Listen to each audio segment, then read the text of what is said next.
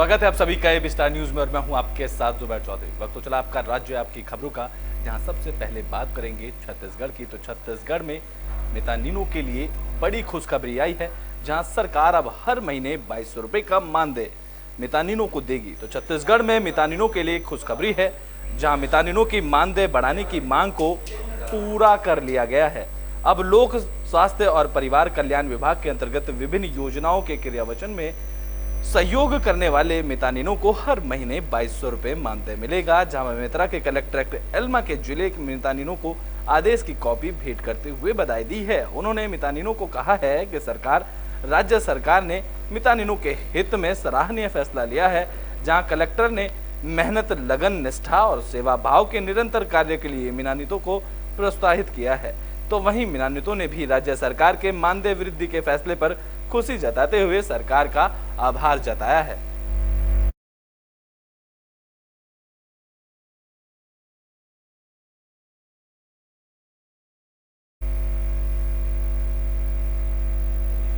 तो ब्रिटेन में बात छत्तीसगढ़ की कवर्धा की कर लेते हैं, जहां मंत्री ने जन संवाद किया है। इस दौरान लोगों की समस्याओं को सुनते हुए भी मंत्री अकबर नजर आए।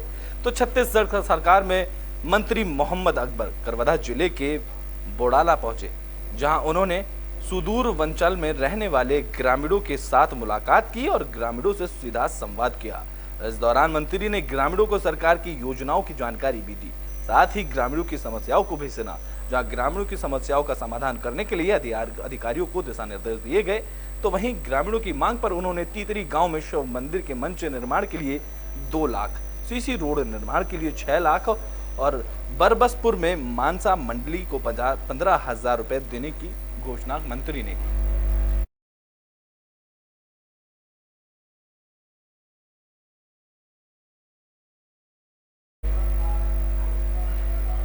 तो बुलेटिन में बात छत्तीसगढ़ के बिलासपुर की, जहां एग्जाम सेंटर में मोबाइल चलाने का मामला सामने आया है। तो बिलासपुर से एक हैरान कर देने वाली खबर सामने आई है, जहां छत्तीसगढ़ माध्यमिक शिक्षा मंडल को परीक्षा में परीक्षार्थी नहीं बल्कि जिन टीचरों को पर्यवेक्षक बनाया गया था उनकी लापरवाही सामने आई है।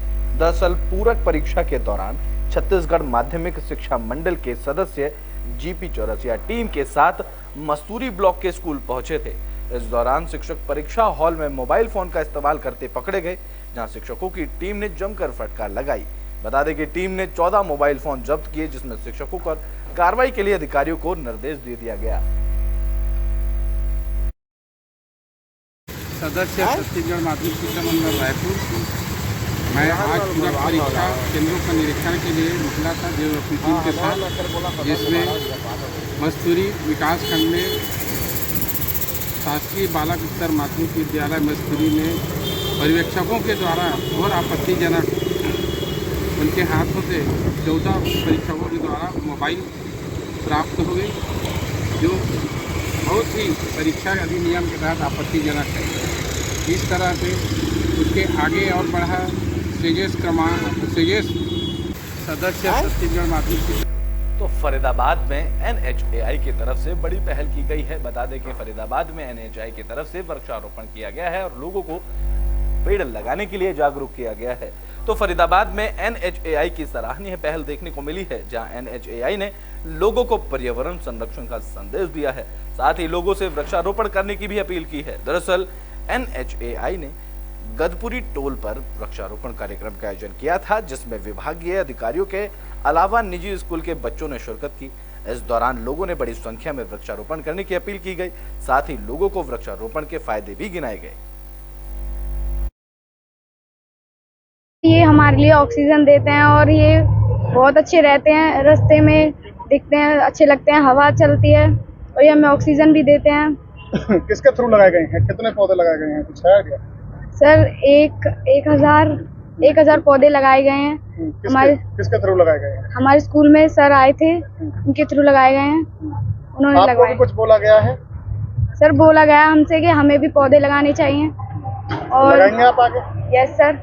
और सबके उपलक्ष्य में कार्यक्रम किया गया है, लेकिन अदरवाइज भी इस टाइप के कार्यक्रम हम लोग अपने हाईवे पर करते रहते हैं। चाहे वृक्षारोपण कार्य हो, चाहे सड़क सुरक्षा कार्य हो, ये हमारे निरंतर कार्य हमेशा चलते रहते हैं।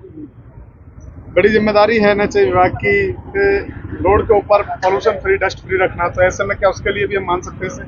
हाँ, ये उसके पीछे भी उसका बड़ा कारण है इसको करने का। और मेन कारण तो ये कि एनवायरनमेंट शुद्ध हो और निकलते बढ़ते कम्यूटर्स को एक हरियाली का आनंद मिले, यात्रा अच्छी सुगम यात्रा हो लोगों की। किस तरह के पौधे लगाए जा रहे हैं? ये गुलमोहर पेड़ लगाना जिससे कि हरियाली भी हो, जल्दी मैच्योर हो और उनमें फूल भी आते हैं, तो यात्रा सुगम होगी, यात्रा मजेदार रहेगी। मैं project director NHAI Faridabad unit, और आज का ये कार्यक्रम प्लांटेशन का कार्यक्रम है। इसी कड़ी में हमने पहले भी कई टाइप के प्लांटेशन समय समय पे करते रहते हैं। उसी कड़ी में आज एक स्पेशल प्रोग्राम हमारा आज़ादी के अमृत महोत्सव पे ऑर्गेनाइज किया है, जिसमें अभी सभी स्कूल के बच्चों को भी पार्टिसिपेट किया और हमारा जो DATR कंसेशनर है उसने इसको ऑर्गेनाइज किया। और आते समय में भी हम ये करते रहेंगे ताकि प्रदूषण फ्री हमें एटमॉस्फेयर मिल सके सबके लिए। बड़ी जिम्मेदारी होती है NHAI विभाग की कि लोगों को कनेक्टिविटी देना, बेहतर कनेक्टिविटी। तो बुलेटिन में बात छत्तीसगढ़ के जांजगीर चांपा की कर लेती हैं, जहां फर्जी RTO का अधिकारी बनकर धोखाधड़ी का मामला सामने आया है, जिसमें पुलिस को बड़ी कामयाबी हाथ लगी है। पुलिस ने आरोपी को गिरफ्तार कर लिया है। तो जांजगीर चांपा पुलिस को बड़ी कामयाबी मिली है, जहां फर्जी RTO अधिकारी बनकर धोखाधड़ी करने वाले आरोपी को पुलिस ने गिरफ्तार कर लिया है। ये मामला अकलतरा थाना इलाके का बताया जा रहा है, जहां आरोपी जिला व्यापार उद्योग केंद्र में बेरोजगारों को रोजगार संबंधी लोन दिलाने के नाम पर ठगी करता था। आरोपी पर अलग अलग 26 लोगों ने रोजगार और लोन दिलाने के नाम पर 1,35,000 रुपए की ठगी करने का आरोप लगाया है, जहां आरोपी ने व्हाट्सएप के जरिए 27 लोगों के सिस्टम में 2,50,000 रुपए अनुदान देने का फर्जी दस्तावेज भी तैयार किया था, जिसके भरोसे से आरोपी लोगों को ठगता था और पुलिस को उसको पकड़ने में सफलता मिली है। पुलिस ने आरोपी को गिरफ्तार कर लिया है।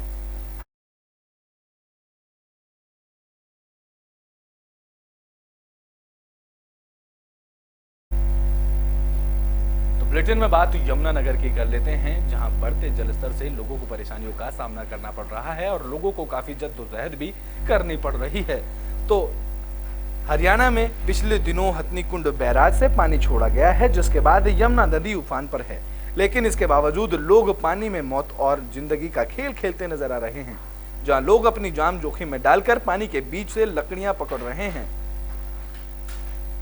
प्रशासन की ओर से नदी के आसपास धारा 144 लागू की गई है, लेकिन लोग इसकी बिल्कुल भी परवाह नहीं कर रहे हैं, जहां दर्जनों की संख्या में लोगों ने लकड़ियों को पकड़कर कई क्विंटल लकड़ी को एक तरफ निकाल लिया। दरअसल हथनीकुंड, ताजेवाला और प्रताप नगर के आसपास सैकड़ों की संख्या में लोग यमुना नदी से बहती लकड़ी को पकड़ते हैं और मौका देखकर बाजार में बेच देते हैं। जोखिम काफी ज्यादा है। हम समय समय पर अपने उनको सतर्कता के लिए कहते रहते हैं और हमने सभी प्रशासन को भी साथ में मिलके इस पे कार्रवाई करी। अभी जी यही प्रशासन के साथ मिलके थोड़ी कार्रवाई जोखिम। तो बुलेटिन में बात हरियाणा के फरीदाबाद की कर लेते हैं, जहां करंट लगने से हादसा हुआ है। बता दें कि बाढ़ का बहता पानी घर में घुसा और पानी में करंट उतर आया, जिससे एक युवक की मौत हो गई। तो फरीदाबाद में हथनीकुंड बैराज में पानी छोड़े जाने के बाद बाढ़ जैसे हालात पैदा हो गए हैं, जहां फरीदाबाद का एक ऐसा ही इलाका है बसंतपुर, जहां पर बाढ़ का पानी घर में घुसने के बाद युवक अपना घर में रखा सामान निकालने के लिए घर में घुसा था, लेकिन अचानक से करंट की चपेट में आने से उसकी मौत हो गई, जहां मृतक की पहचान सतीश के रूप में हुई है।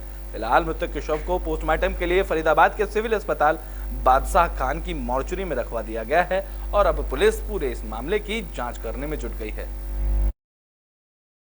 करंट लग गया, खत्म हो गया। नाम क्या है उनका? सतीश। क्या हुआ था सतीश को, कैसे लगा करंट? करंट कमरे में गया था, कमरे से आते हुए करंट लग गया। कहाँ है कमरा? खड्डा कॉलोनी में। अच्छा, तो लगा कैसे करंट? ये तो मुझे खुद नहीं पता कैसे लगा है। पानी आ गया, बाढ़ का बाढ़ आ गई थी। हाँ। यमुना का बाढ़ आ गई थी, वहीं से करंट लग गया। मतलब घर में पानी घुस गया बाढ़ का? पानी घुस गया था घर में। सामान निकालने गए थे? सामान पता ही नहीं क्या निकालने गए थे, उधर कमरे में था। जब हम गए थे तो कमरे में था। बताइए क्या हुआ था? हाँ बेटा, झुग्गी में गए, लाइट आई गई, बिजली में पकड़ लाए, वही पानी में फेंकी लाए। तो पानी भरा हुआ है उसमें बाढ़ का? कुछ निकालने गया था प्रेम? सामान रहेगा हाँ जी, एक ही सतीश नाम से एक आए थे 24 साल के।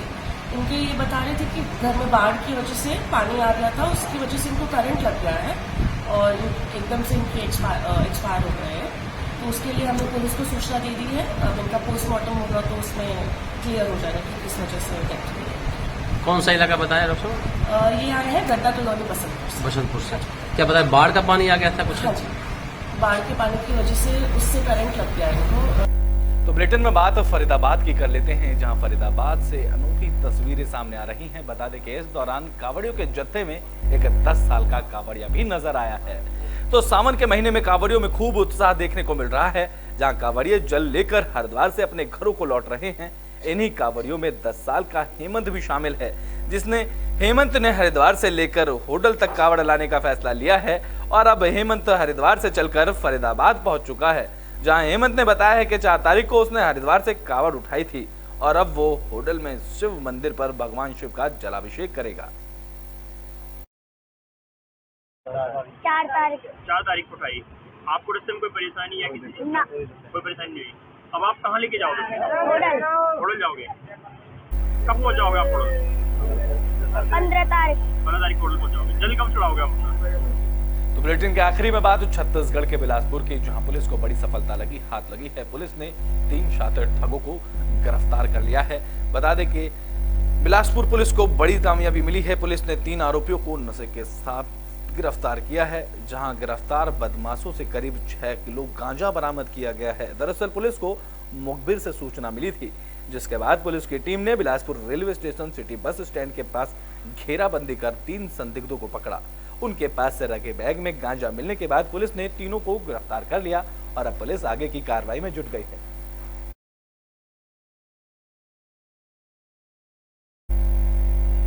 आपका राज्य आपकी खबरों में भी के लिए बस इतना ही। देश और दुनिया की तमाम खबरों के लिए देखते रहें एबी स्टार न्यूज।